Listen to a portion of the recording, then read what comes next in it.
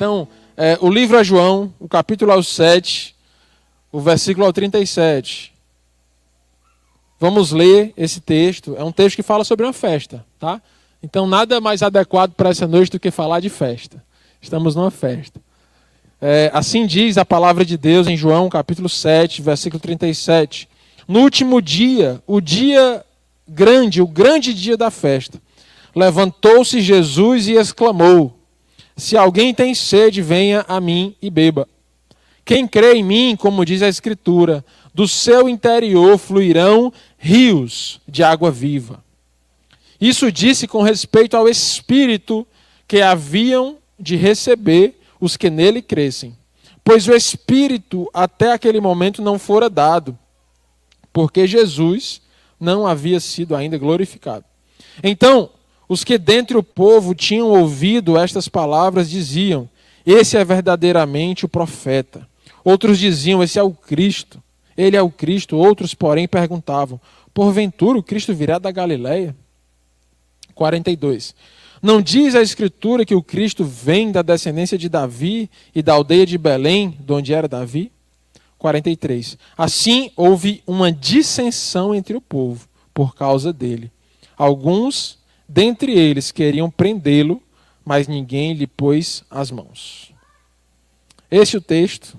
Esse texto, ele é o final do texto, que começa aqui no início do capítulo 7, no versículo 10, para ser mais preciso.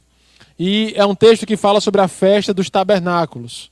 A festa dos tabernáculos era uma das grandes festas de Israel. E até hoje eles festejam a festa dos tabernáculos, sabia disso? Até hoje. E a festa dos tabernáculos é uma festa muito longa, tá? Ela é uma festa que dura entre outras duas festas. Ela começa na festa de Pentecostes. Ela começa na festa da Páscoa.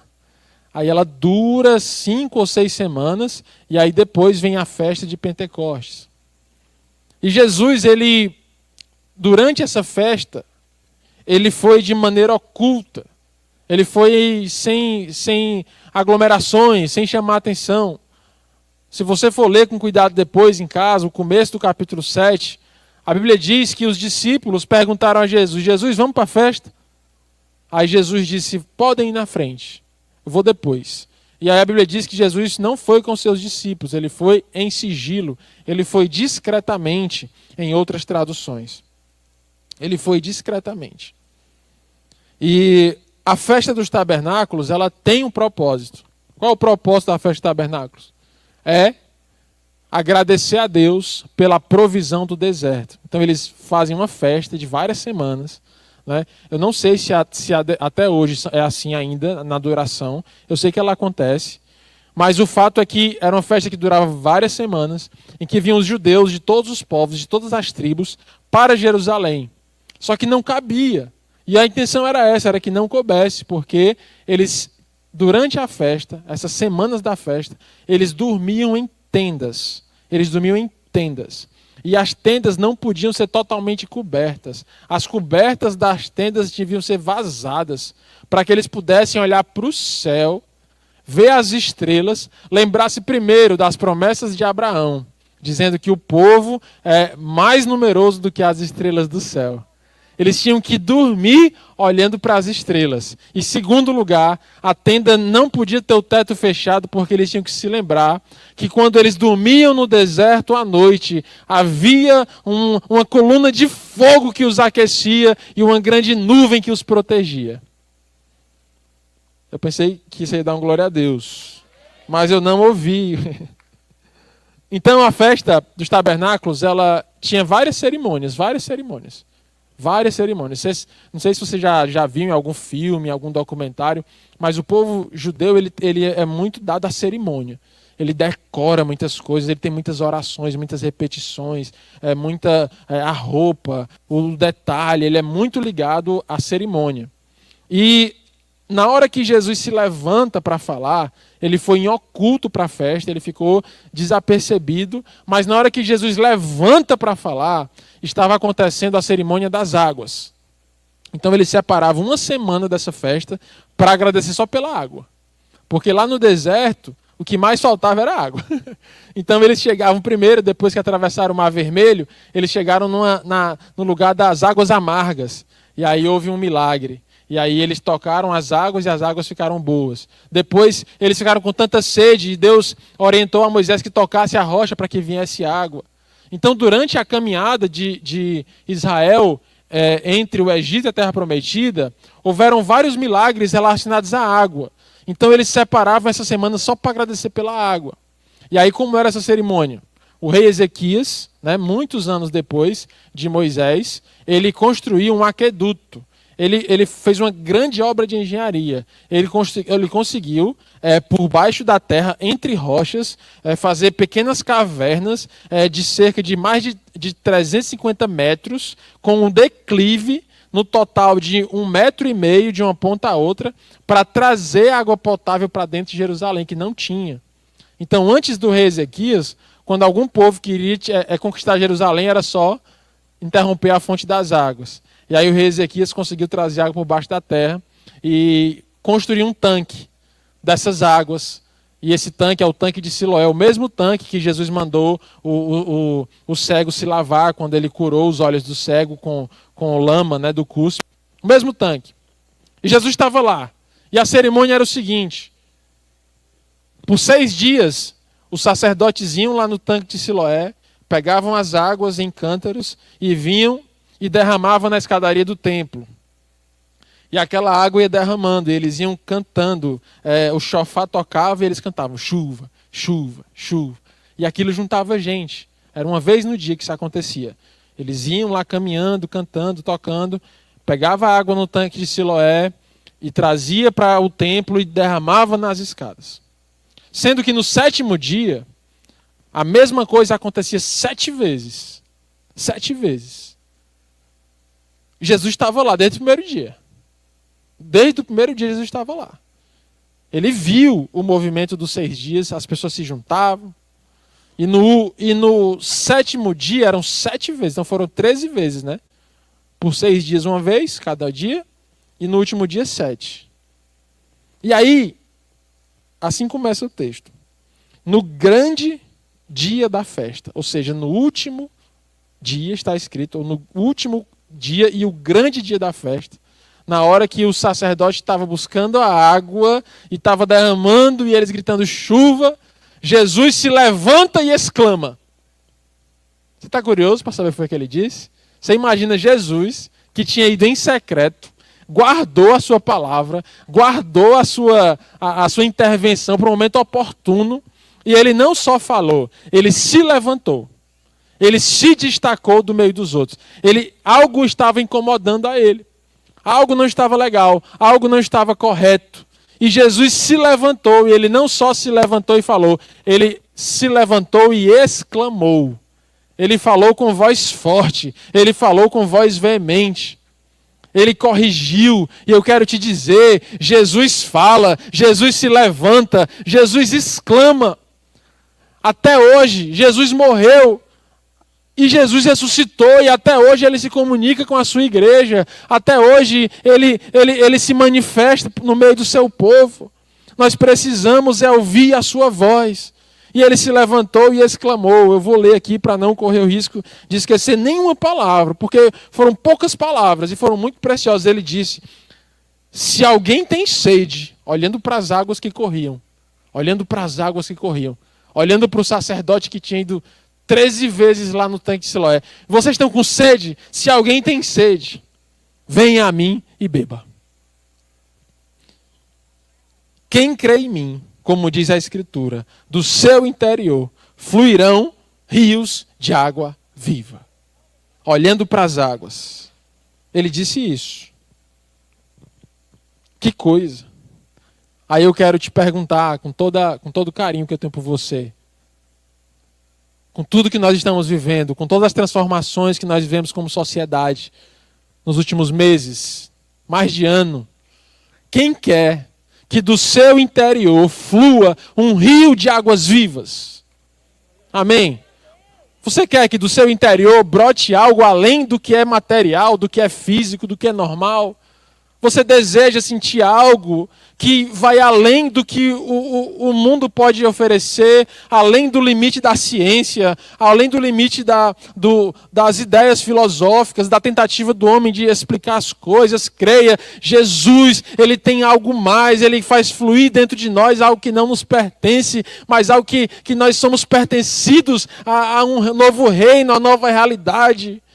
Jesus é assim, e ele diz: vocês estão com sede, olhando para essa água, agradecendo pelo que aconteceu com Moisés tantos e tantos anos atrás. Ali Jesus estava falando de um tempo de cerca de 2000 anos atrás para Moisés. Não é 2000 anos de hoje, mas 2000 anos também entre Jesus e Moisés. E eles estavam ali, olhando para aquela água. E Jesus disse: vocês têm sede? Pois venha. Aí eu quero te dizer nessa noite, se você quer que algo diferente, que um rio de Deus flua de dentro de ti, qual o pré-requisito para isso? Qual é o pré-requisito? Só tem um pré-requisito, de acordo com a palavra. Um pré-requisito: tenha sede. Tenha sede. E esse pré-requisito, ele acontece também em João 4, quando Jesus está diante da mulher samaritana, e ele diz: você está com sede aqui no tanque de Jacó, mas eu quero te dizer, se você crê em mim, você vai beber de uma água, e depois que você beber dessa água, você nunca mais terá sede, e do teu interior vai fluir também um rio de águas vivas. Aí a gente baseia essa pregação também lá em Apocalipse 22:17, quando o noivo vem e ele diz, e a noiva venha, e aquele que tem sede vem, e aquele que deseja venha. Então, meus irmãos, eu chego numa conclusão, baseado nessa palavra, que nós precisamos colocar o Evangelho de Jesus como um estado de necessidade, como a sede.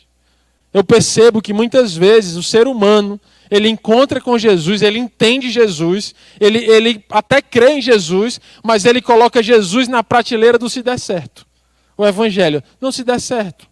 Tá bom, então eu vou fazer isso no meu dia, eu vou acordar, eu vou trabalhar, eu vou cuidar dos meus filhos, eu vou pagar as contas, eu vou fazer minhas obrigações, e se der certo, eu vou encaixar aqui algum momento para cuidar da minha vida espiritual, eu vou encaixar um momento de palavra, eu vou encaixar um momento de louvor, eu vou encaixar uma oração, se der.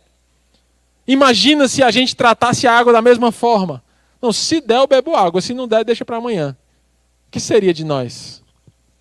Então, não estava faltando água em Israel. Havia água no tanque de Siloé que estava sendo derramada na escadaria. Não estava faltando água, estava faltando era sede. Não sede da água que caía, mas a sede da água viva, a sede da água que cura, a sede da água que sacia a sede de uma vez por todas. Eu quero te pedir para você olhar para dentro de si mesmo nessa noite e dizer que nível de sede você está de Deus. Isso determina o que vai acontecer com o nosso interior, com a nossa vida. Não tem nos faltado palavra. O Evangelho não precisa ser reinventado, o Evangelho não precisa ser recontado. Nós aqui pregadores, nós que pregamos a palavra no mundo inteiro, não precisamos criar novas palavras, novas parábolas, escrever novas cartas. Não precisamos, porque o que está escrito já é suficiente, já é verdadeiro e já é fiel. O que nos falta é fome, o que nos falta é sede, o que nos falta é colocar o Evangelho no nível da necessidade. Eu preciso do Evangelho, eu preciso de Jesus, eu preciso dessa palavra. E assim, do teu interior fluirão rios de água viva. É assim. Paulo, olhando para essa situação no livro de Gálatas, capítulo 1, a carta à igreja na Galácia, ele disse assim, Paulo, aos Gálatas, no capítulo 1, ele disse assim, olha, ainda que um anjo desça do céu e pregue um outro evangelho, não creiam nele. Porque o evangelho já está pregado, ele já é completo. Que seja anátema, que seja ignorado, que seja jogado fora, que seja desconsiderado. Você já imagina isso acontecendo? De repente chega um anjo aqui,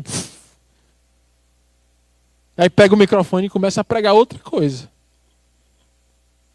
Paulo disse, por mais sobrenatural que pareça ser, por mais que isso faça os teus olhos brilharem, por mais que isso mexa com as tuas emoções, não aceite outro evangelho.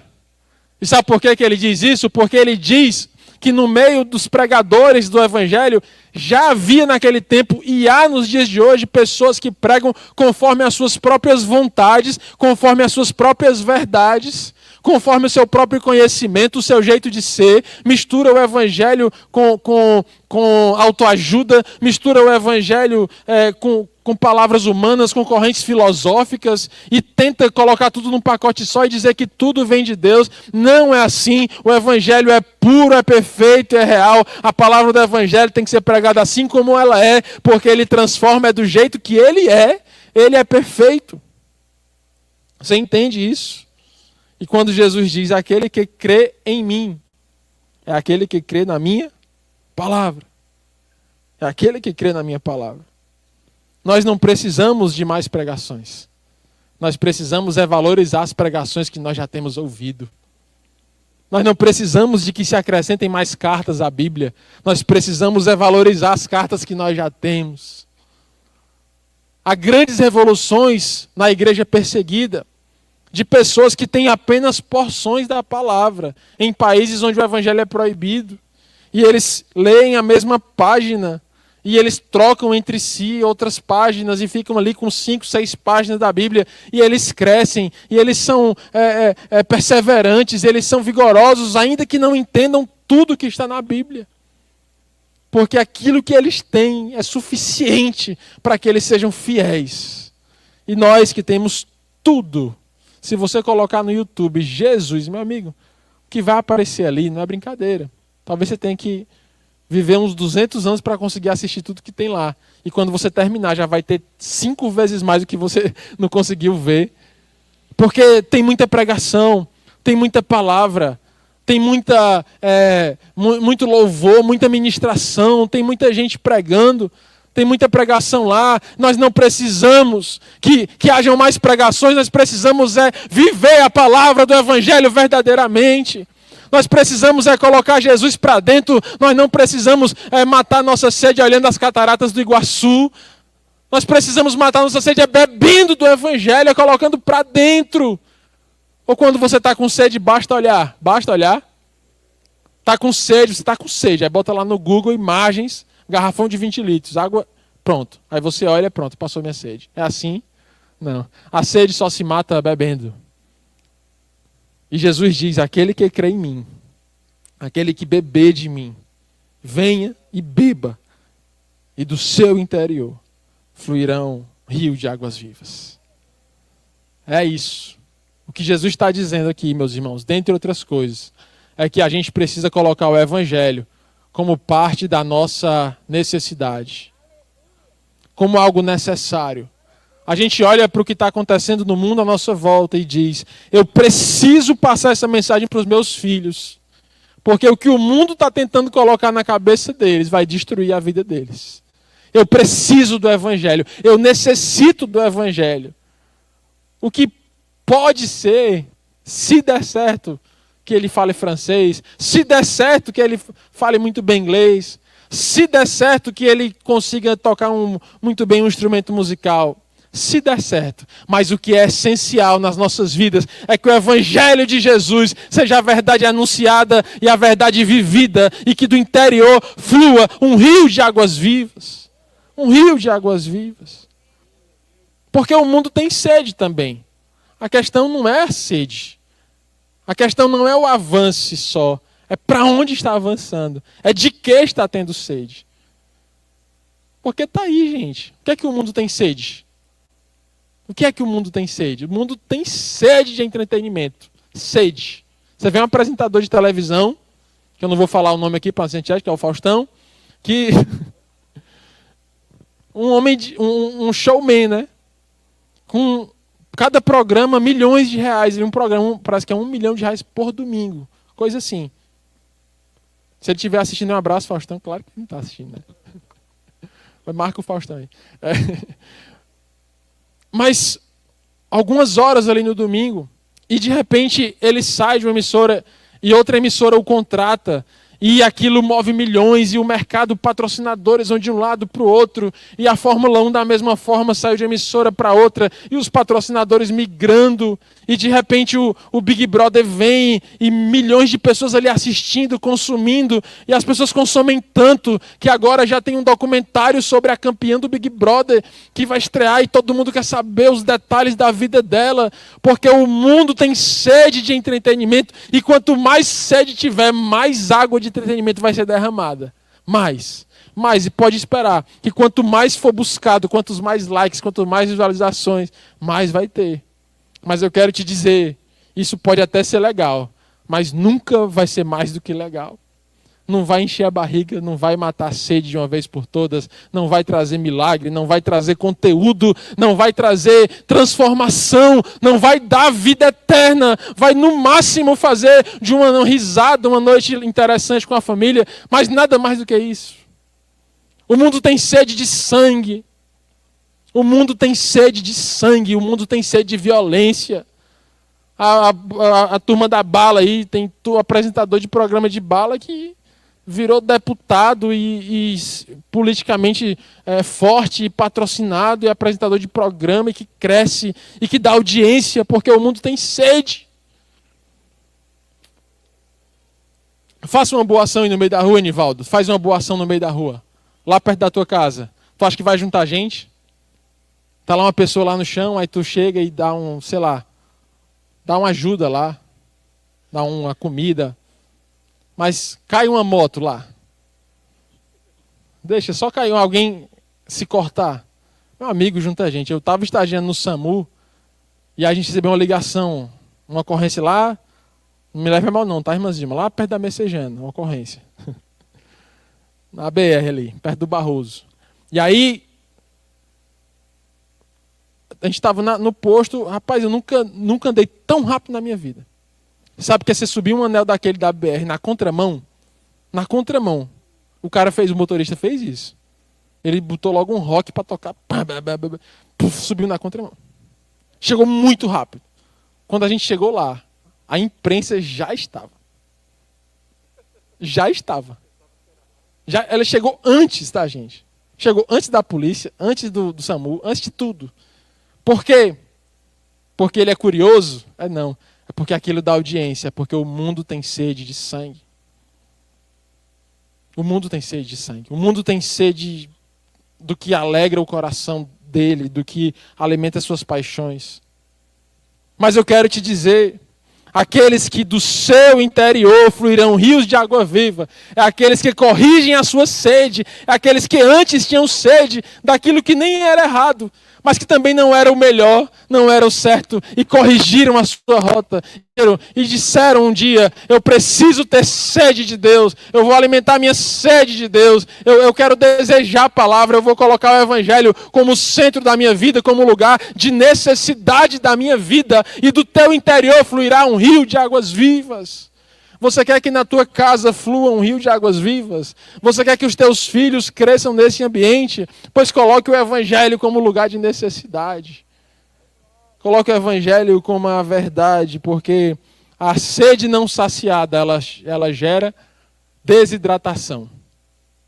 A sede, quando ela não é saciada, ela gera desidratação. Uma pessoa não consegue passar mais do que 3 dias sem beber água. Não consegue. Não consegue. Ela morre. Porque o nosso corpo, ele é, dependendo do corpo, entre 70% e 80% feito de água. 70% e 80% feito de água. Nós precisamos de água. E se não tiver água, coisas acontecem. Desorientação, enjoo, náusea, desmaio. Eu já vi gente desidratada, de verdade, assim. Idoso, abandonado, desidratado de verdade, de você conseguir juntar a pele dele assim e a pele não desgrudar mais da sua mão assim. Não desgrudar uma da outra, né? Desorientado, sem força, sem energia, não tem nexo, não fala com orientação. Isso fala sobre a sociedade de hoje.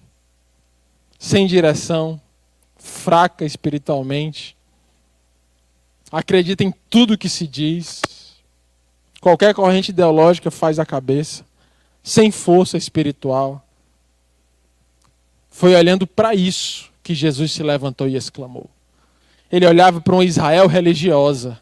Ele olhava para um Israel que saía das suas casas para ver o sacerdote derramar água na escada, mas que estava longe de Deus. A Israel que se levantava para buscar água no Siloé, mas que o seu coração estava em pecado, estava oprimindo os pobres, estava oprimindo as mulheres, estava fazendo tudo aquilo que não agradava a Deus.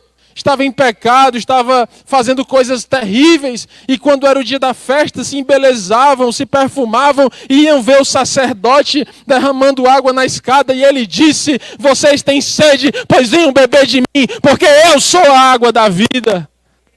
Isso não vai matar a sede de vocês, a religiosidade não vai matar a sede de vocês, foi isso que Jesus disse. Foi isso que Jesus disse.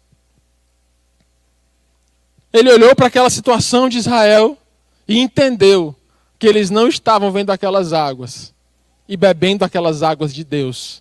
Eles estavam só vivendo na memória de Moisés, a experiência de outro, e tentando se alegrar dessa memória. Existem dois níveis de quem bebe essa água. Quem quer beber essa água chamada Jesus Cristo? Quem já bebeu dessa água em algum momento da sua vida? Existem dois níveis bíblicos de beber a água, tá? E como o pastor Walter falou aqui, é noite de mudar de fase. É noite de avançar. É noite de ir adiante. É noite de conquistar algo além. Creia. O Senhor quer falar contigo nessa noite. O primeiro nível é de João 4. Quando Jesus falou com a mulher samaritana: se você beber, você não tem mais sede. Isso para muitos já é o suficiente. Né? Eu não quero ter mais sede, então eu bebo de Jesus e eu não tenho mais sede. Ou seja, o meu problema foi resolvido e isso me basta. Mas existe um outro nível, o nível de João 7, da festa dos tabernáculos, quando Jesus disse: aquele que beber de mim, do seu interior fluirão um rio de águas vivas. No primeiro caso, é alguém que resolve o seu problema e se aquieta, Marcílio. E no segundo caso, é alguém que mata a sua sede e passa agora a matar a sede dos outros. A ser uma fonte ambulante de água para saciar a sede das pessoas à sua volta. No mundo que tem matado a sua sede com entretenimento, no mundo que tem matado a sua sede com sangue, no mundo que tem matado a sua sede com águas sujas, é preciso que se levante um povo portador de um rio de vida que leva a vida de Deus para saciar a sede das pessoas. E de onde é que vai vir essas pessoas? Como é? De onde é que vai vir essas pessoas?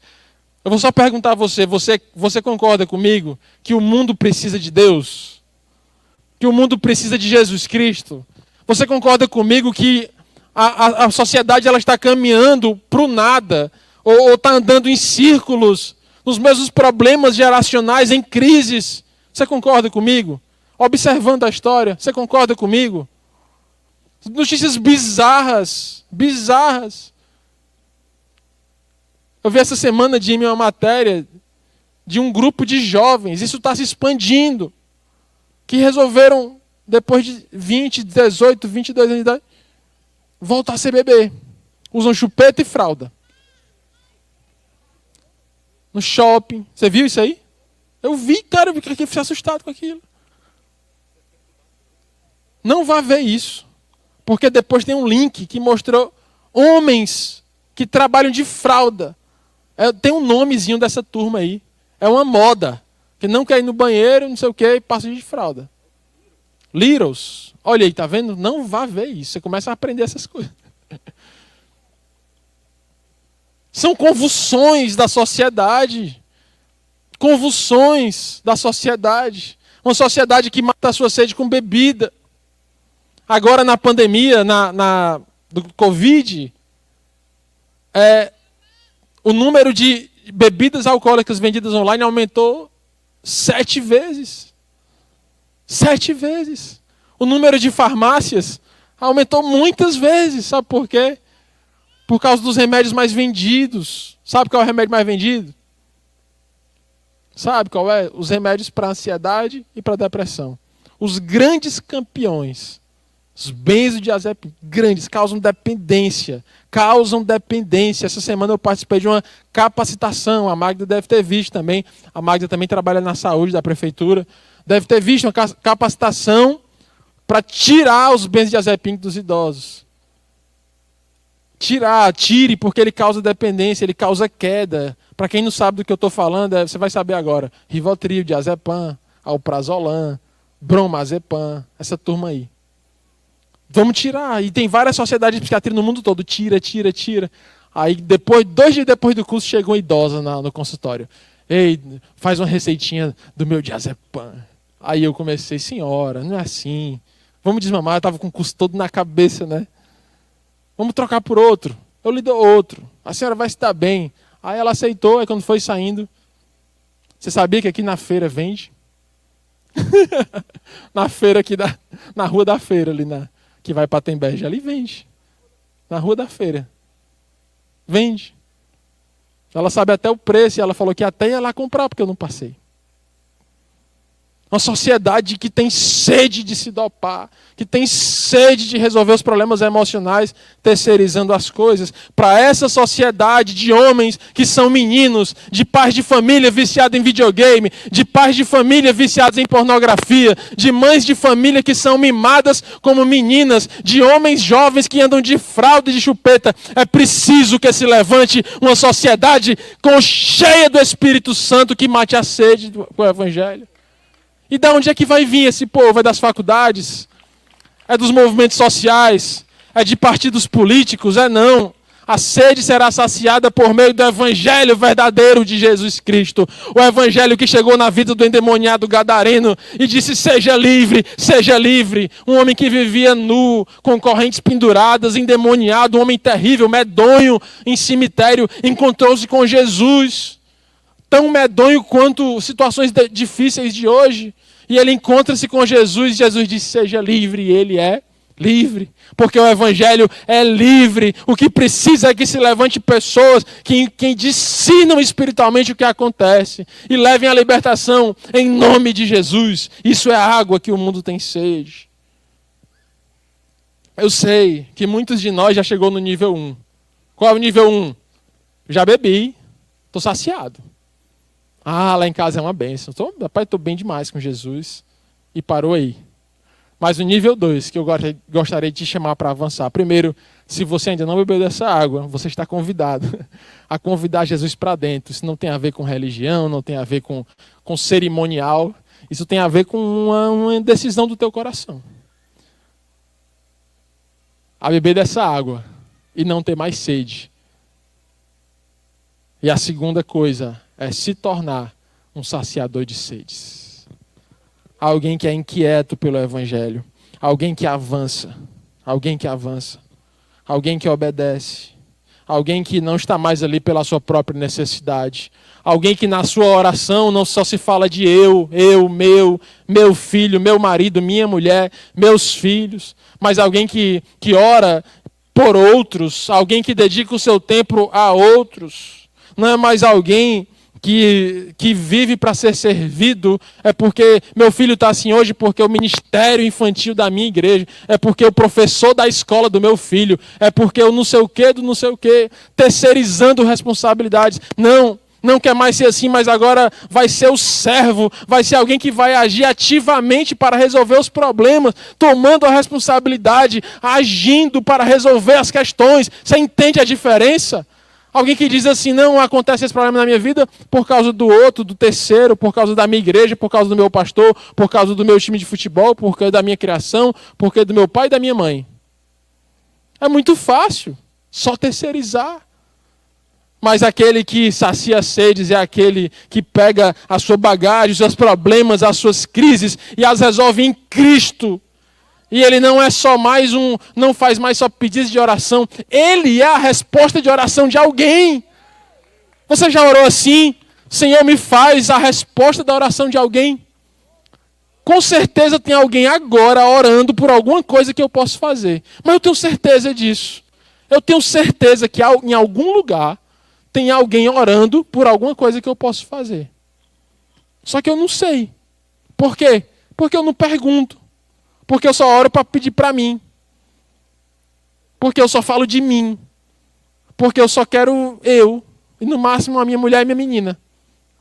O evangelho que saciou a sede. Mas nessa noite, vamos abrir a torneira do evangelho. Sabe? Tem um salmo que eu acho lindo, meu amigo Célio Abreu. Lindo salmo. Salmo 57. A Soraya gosta também. Uma vez até eu preguei sobre isso. Depois, se você quiser ver tudo sobre o Salmo 57, você coloca lá no YouTube, escreva um salmo. A pregação, escreva um salmo. Linda pregação. E coloca aí, clica, blogueirinho, né? Deixa seu like, clica, tô brincando, não vai ter link não. Não sei, pode ter, né? Turma da TI aí, eu não sei como é não. E nesse salmo, o salmista Davi, ele começa o salmo derrotado, sabe? Sabe aquele dia que está tudo dando errado, aquela situação da vida, aquela fase da vida, que está tudo mal. E ele começa a se lamentar, ele começa o salmo com a seguinte palavra: misericórdia. Misericórdia, Senhor, misericórdia. Aí ele vai falar assim, ó, a minha alma está apertada entre leões. Leões ávidos para me devorar. Ele usa expressões pesadas. O meu coração se entristeceu. Ele pergunta se o céu se fechou. E aí quando você vai entender onde foi escrito Salmo 57, sabe onde foi escrito? Dentro de uma caverna. A caverna de Adulão. Davi foi perseguido, Marcílio, por Saul, seu sogro. Perseguiu para matar. Ele que tinha sido ungido por Samuel para ser o rei de Israel. Mas o sogro, que era o atual rei, não aceitou aquilo e foi para matar. E aí ele se escondeu numa caverna, porque ele não queria lutar contra o seu sogro. E aí ele começa a se lamentar. Porque ele entra na caverna, o que ele encontra lá na caverna? Você sabe o que ele encontrou? Os 400 de Adulão. Sabe quem eram esses 400? Eram tudo gente boa, sangue bom. Não. Dentro da caverna estavam 400 homens endividados, bebarrões, assassinos, dentro da caverna, morando lá. E aí chega o rei Davi. Aí eles olham para um lado, olham para o outro, vê o nível da turma, aí escreve um salmo. Misericórdia, Senhor, misericórdia. Se fosse hoje, ele escreveria assim: miseriqueima, Jesus, miseriqueima. A minha alma está entre leões. Mas tem uma hora, gente, que ele vira a chave. Que ele muda a chave, que ele avança. Que eu queria que isso acontecesse com a nossa vida nessa noite. Ele deixa só de olhar para o que está acontecendo de ruim e ele diz assim: eu acordarei a alva. Eu vou despertar o instrumento que dorme, eu vou tocar o instrumento que está esquecido e eu é que vou acordar o sol. Eu é que vou acordar o sol, ou seja, antes do sol nascer, eu já estarei disposto, alerta, eu já estarei pronto para começar o dia. Eu é que vou acordar o sol. Você entende esse nível de disposição? E aí, a partir desse salmo, ele transforma aqueles 400 assassinos, não eram todos assassinos, mas dentre eles, assassinos, devedores, endividados, corruptos, ele transforma no maior exército que Israel já teve.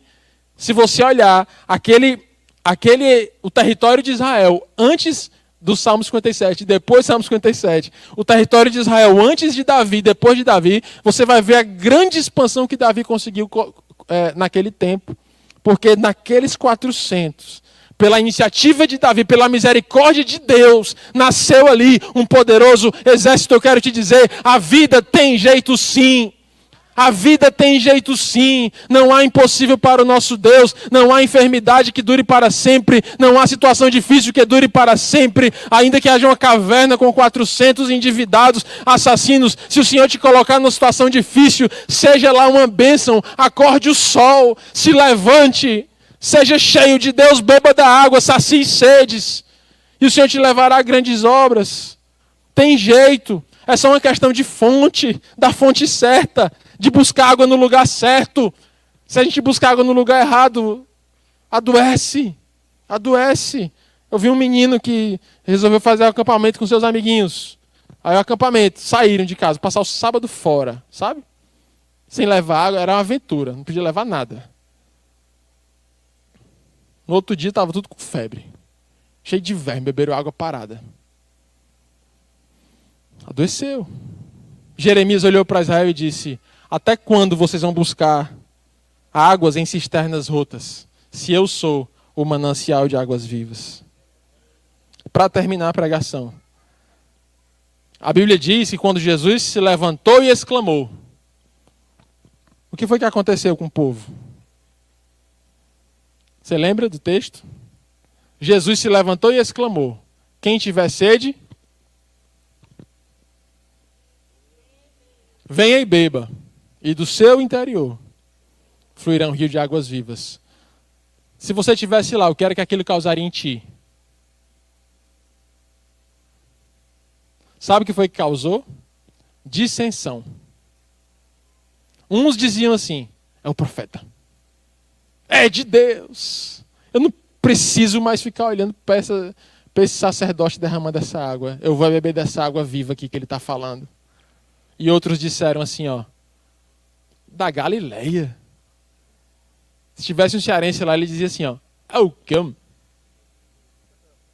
Depois bota a tradução para quem não entendeu, né? Todo mundo entendeu o que eu disse. É o quê? Quem não é do Ceará não entende, não. Isso. Da Galileia. Como é que pode? E aquele espírito de dúvida causou uma dissensão, a desconfiança. Só há dois jeitos de você estar ouvindo essa pregação. Só há dois jeitos. Um é dizendo, é verdade, eu concordo, não comigo, mas com a palavra. E o outro jeito é dizendo, não, estou desconfiado com essa palavra. Quero ver onde é que ele vai chegar. Eu quero te perguntar, quem é você diante dessa pregação? É aquele que vai voltar para casa do mesmo jeito, vivendo dos mesmos rituais, se alegrando das mesmas coisas que já acontecem? Ou você vai ser aquele que vai nessa noite beber da fonte da água da vida? Que não sou eu, que não é nenhum homem, é Jesus Cristo. Cadê o Celino? Vamos cantar, Celino? Eu queria chamar duas pessoas para cantar aqui agora. Um é o Celino e a outra é a Claudiane. Eles sabem por que eu estou falando isso. Bora? Bora adorar nessa noite. Sabe, uma pessoa que viveu muito bem isso foi uma mulher chamada Mulher Samaritana. Lá em João 4. Você volta 3 capítulos na Bíblia. João capítulo 4. E aquela mulher, ela vivia num ritual. Quando ela tinha sede, sabe o que ela fazia? Ela ia numa fonte, uma fonte de nome tão bonito, a fonte de Jacó. Ela ia lá, pegava o seu cântaro e bebia a sua água. No tanque de Jacó, a mulher samaritana. Sendo que um dia, como o pastor Walter muito bem pregou, último culto antes da pandemia, Jesus passou por ali. Jesus mudou-se, como era o nome da pregação, Alan? O caminho inevitável. Vê lá no YouTube depois, o caminho inevitável. E aí, ele muda o seu caminho para encontrar com aquela mulher, para falar com ela, a mulher samaritana. E ela estava vivendo a sua vida, no seu ritual, bebendo a sua água suja. E ela era como o mar morto, como a Alana pregou na última pregação da Alana. A Alana disse que tem pessoas que são como o mar morto, né? Ela fez uma analogia entre o mar morto e o mar da Galileia. Vocês lembram? Os dois são alimentados pelo mesmo rio, o Rio Jordão. O Rio Jordão alimenta o mar morto e o Rio Jordão alimenta o mar da Galileia. Sendo que o mar morto é morto. Não há vida nele. Porque ele é extremamente salgado. Não há vida nele. E no mar da Galileia foi o palco dos grandes milagres de Jesus na água. Foi ali no mar da Galileia. Foi ali que Jesus andou sobre as águas. Foi ali que Pedro andou sobre as águas. Foi ali a pesca maravilhosa. Tudo no mar da Galileia. E a única diferença entre os dois é que o mar morto represa as suas águas. E elas morrem lá. E o mar da Galileia, ele tem as suas barreiras abertas. E o rio dá no mar. E ele dá o fluxo das águas. E a mulher samaritana, ela estava vivendo da cerimônia. Ela estava se alegrando só com o cerimonial, só com o religioso, só com a liturgia. Ela estava se alegrando só de ouvir tocar. Ela estava se alegrando só porque alguém falava. Ela estava se alegrando só porque ia lá na igreja e batia o ponto. Ela estava se alegrando só porque assistia a live da igreja e deixava o seu like e pronto, cumpriu a sua obrigação. O fato é que tudo que chegava nela também morria porque ela estava morta. Ela já tinha destruído 5 casamentos, estava no 6º e nenhum marido era dela. Nenhum dos 6 que ela teve era dela. Ela destruiu 6 famílias. Porque ela vivia na base da religiosidade, do tanque de Jacó. Vizinho a Jerusalém. Mas sabe o que foi a chave que mudou a vida da mulher samaritana? Foi que ao encontrar com Jesus, ela não rejeitou a palavra. Ela bebeu da fonte da água. Ela bebeu da fonte da água. Ela estava animada a adorar. E de repente no coração dela vem uma dúvida. De repente ela não se sentia nem à vontade de falar com o homem. Ela diz, você vem aqui e pede água para uma mulher. Ainda mais sendo samaritana, porque havia uma rivalidade entre Samaria e Jerusalém. E aí Jesus diz, se você soubesse quem eu sou e você bebesse da minha água, você nunca mais teria sede. E do seu interior fluiria um rio de água viva. Mesma palavra. 3 capítulos antes. Agora só para ela. E aí a Bíblia diz que no coração dela brota um desejo. Quem sabe você está me ouvindo aí no YouTube, ou você está me ouvindo aqui, alguém que está ouvindo o Evangelho hoje, no teu coração está brotando um desejo. Ou alguém que está afastado, alguém que estava religioso, alguém que está ferido. Você está sentindo no teu coração um desejo. Um desejo de adorar. E aquele desejo sai da boca dela e diz, tá bom, mas o que é certo? É adorar em Samaria ou adorar em Jerusalém? Aquela mulher que antes traía famílias, destruía casamentos, agora estava perguntando ao Filho de Deus, e onde é que eu adoro? Eu entendi que tu és o Filho, eu entendi que essa água é boa, mas eu quero saber agora onde é que eu vou. E aí Jesus diz, não é nem Samaria e nem Jerusalém. O verdadeiro adorador adorará o Pai em espírito e em verdade. Aí sabe o que acontece? Os discípulos interrompem a conversa. Interrompe a falar de outra coisa, nada a ver. Eles começam a criticar Jesus porque estão falando com a mulher samaritana. Aí na Bíblia, na versão cearense, assim, quando pensa que não, quando deu fé, a Bíblia diz na linguagem real, né?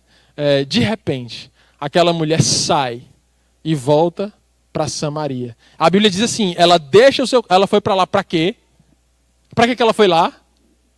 Quem sabe? Vocês estão aí, ok? Ela foi lá pegar água. A Bíblia diz que ela solta o seu cântaro e corre de volta para casa. Ela foi lá pegar água. Ela soltou o cântaro. E sabe o que ela foi fazer? Ela foi anunciar em Samaria que ela havia encontrado o Filho de Deus, o Messias prometido a Israel. Ela foi anunciar. E ela anunciou, dizendo, venham ver, eu encontrei o Cristo, o prometido de Israel. E a Bíblia diz, assim que passa o diálogo lá com os discípulos, depois você lê João 4, que Jesus vai para Samaria por causa dela. E ele passa lá 2 dias em Samaria por causa daquela mulher, pecadora. Agora não mais pecadora, agora uma fonte de águas vivas. Aí sabe qual é o final da história? Muitos e não poucos se converteram a Jesus em Samaria, porque aquela mulher soltou o seu cântaro e foi anunciar o Evangelho e levou Jesus até lá. Muitas mais foram as famílias que ela restaurou do que as 5 ou 6 que ela havia destruído. Muito mais foram os frutos do arrependimento de beber água boa do que o que ela fez quando ela era apenas um mar morto que destruía as coisas. Ou seja, sem Jesus não há vida de verdade. Sem Jesus não há vida na realidade. Sem Jesus é apenas uma vã filosofia que se repete. Sem Jesus... Celino, vem pra cá, Clau. Celino e Clau. Vem cá, Clau, aqui do meu lado. Celino pra cá. Sem Jesus não há vida. Sem Jesus há uma imitação de vida, mas que não leva a nada. Você pode conhecer pessoas que chegam no fim da sua idade, da sua vida, com a idade avançada. Eu tenho um amigo de 90 anos, um homem vivido, experimentado, publicou livros. Ele tem placas de homenagem de instituições, professor honoris causa, já representou o Brasil em outros países, coisas assim grandes ele fez. Mas ele olha para mim, e eu digo isso aqui porque ele pode até estar assistindo. Porque ele me disse, não é segredo, ele disse, olha, eu trocaria tudo pela força da juventude para voltar de novo e fazer algo de novo. Sabe por quê? Porque aquilo que a vida nos proporciona, ela não sacia a sede, ela só dá mais sede. Ela não mata a sede, ela não sacia. Mas o apóstolo Paulo, no final da sua vida, ele consegue olhar para trás e diz assim, eu combati o bom combate, eu acabei a carreira e eu guardei a fé. Ele estava saciado na sua vida. Ele disse, eu entendi que para mim, morrer é lucro e viver é Cristo. Quer morramos, quer vivamos, nós somos do Senhor. Não, ele não estava desmerecendo a vida, ele estava dizendo que havia algo maior que ele já havia conquistado nessa terra. Sabe o que foi? A água da vida que ele bebeu e não tinha mais sede. E ele se tornou agora um saciador de sedes, ele mesmo. Um assassino que matava e perseguia cristãos, agora estava matando as sedes e libertando cativos. O mundo precisa de pessoas que vão ser enviadas por Deus. Sabe para quê, Jimmy? Para os 5 ministérios. A Bíblia lá diz, e Deus enviou uns para apóstolos, profetas, pastores, mestres, evangelistas. Pessoas que saem da sua casa e vão fazer algo para Deus e cuidam dos negócios do Pai. E de onde é que vai vir esse povo, minha gente? É daqui, é da igreja, é de gente que ama a Jesus e a sua palavra.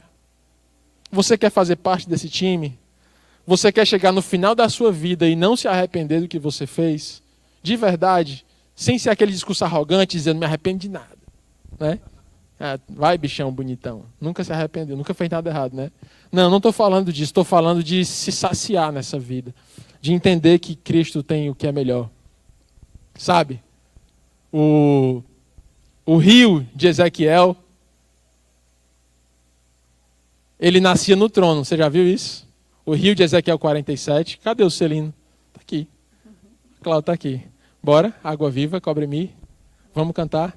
Vocês creem que enquanto eles estiverem cantando, um milagre vai acontecer nessa noite?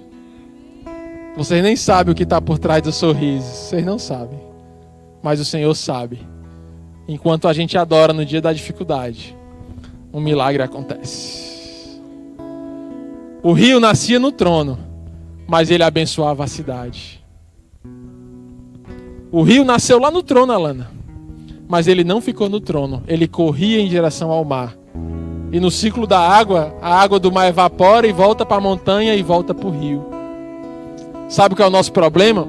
A gente quer represar o rio na sala do trono.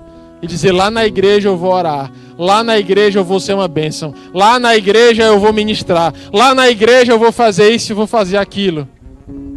E aí quando a igreja parou as reuniões presenciais, muita gente ficou sem saber o que fazer, porque o rio estava represado na quarta, o rio estava represado no domingo, mas creia, o rio de Ezequiel 47, ele desce do trono e abençoa a cidade, por onde ele passa a vida, por onde ele passa árvores, por onde ele passa a saúde, por onde ele passa animais.